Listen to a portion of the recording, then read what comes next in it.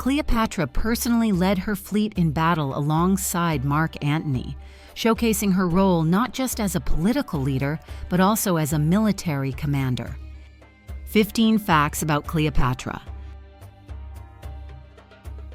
Cleopatra was a descendant of a Macedonian Greek general and companion of Alexander the Great that became ruler of Egypt. Cleopatra was the last active ruler of Egypt. After her death, Egypt became a Roman province. Her first language was Koine Greek, and she is the only Ptolemaic ruler known to have learned the Egyptian language. Caesar declared Cleopatra and her brother Ptolemy rulers of Egypt. She wasn't meant to rule Egypt.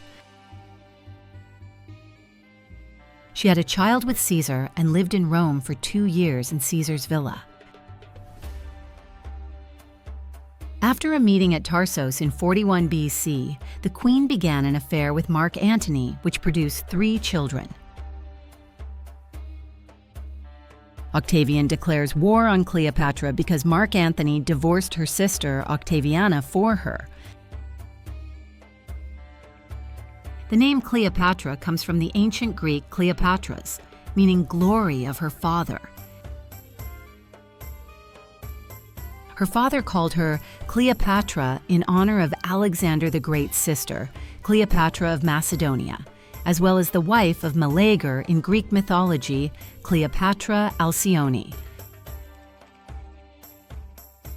She also spoke Ethiopian, Hebrew, Aramaic, Arabic, the Syrian language, Median, and Parthian, and she could apparently also speak Latin, although her Roman contemporaries would have preferred to speak with her in her native Koine Greek.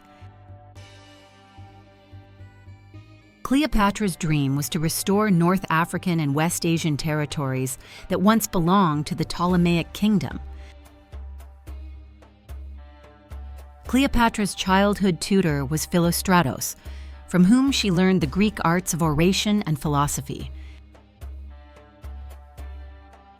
During her youth, Cleopatra studied at the Museum and also in the Library of Alexandria. Cleopatra faced several pressing issues and emergencies shortly after taking the throne. These included famine caused by drought and a low level of the annual flooding of the Nile, and lawless behavior instigated by the Gabiniani, the now unemployed and assimilated Roman soldiers left by Gabinius to garrison Egypt. Inheriting her father's debts, Cleopatra also owed the Roman Republic 17.5 million drachmas. Cleopatra hid herself in her tomb with her close attendants and sent a message to Antony that she will commit suicide. "I am despair." Antony responded to this by stabbing himself in the stomach and taking his own life at age 53. According to Plutarch, he was still dying when brought to Cleopatra at her tomb, telling her he had died honorably and that he loves her. Proculeius infiltrated her tomb using a ladder and detained the queen before she could burn herself with her treasures. Cleopatra was then allowed to embalm and bury Antony within her tomb before she was escorted to the palace. A spy informed her that Octavian planned to move her and her children to Rome in 3 days, to be paraded in the streets of the city. She prepared her suicide as she had no intentions of being paraded in a Roman triumph. Cleopatra was buried in royal fashion next to Mark Antony in her tomb. The popular belief is that she allowed an asp or Egyptian cobra to bite and poison her.